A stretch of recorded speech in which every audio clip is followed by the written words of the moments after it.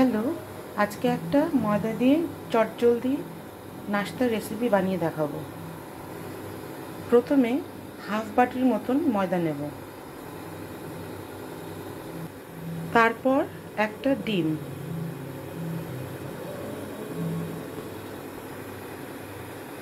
তারপর 2 হাতার মতন দুধ দেব,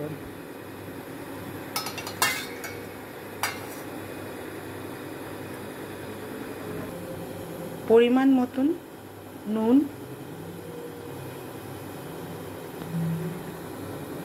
আর 1 চামচের মতন চিনি।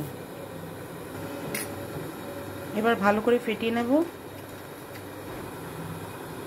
ফেটাবার পর কনসিস্টেন্সিটা এরকম এসছে, তাই একটু জল মেশাবো এতে,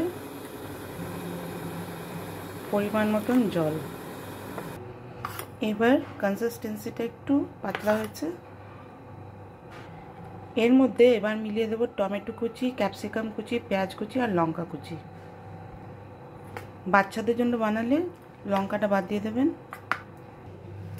এবার তাওয়ায় সামান্য পরিমাণ তেল নিয়ে নেবেন, সাদা তেল। অনেকে তাওয়াকে চাটুও বলে।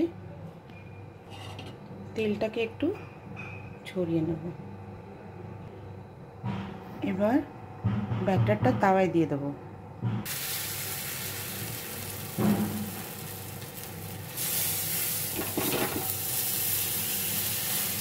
ভালো করে ছড়িয়ে নেব তাওয়াটা থেকে ব্যাটারটা।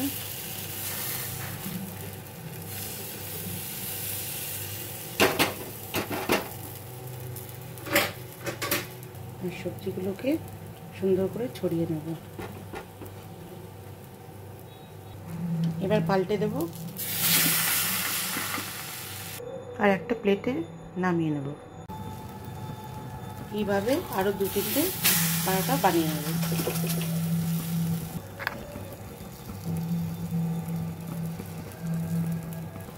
অনেকেই এটাকে ডিম পরোটা বলে থাকেন বা গোলা রুটি বলে থাকেন, কিন্তু আমার মা এটাকে রাশিয়ান চাপাতি বলতেন।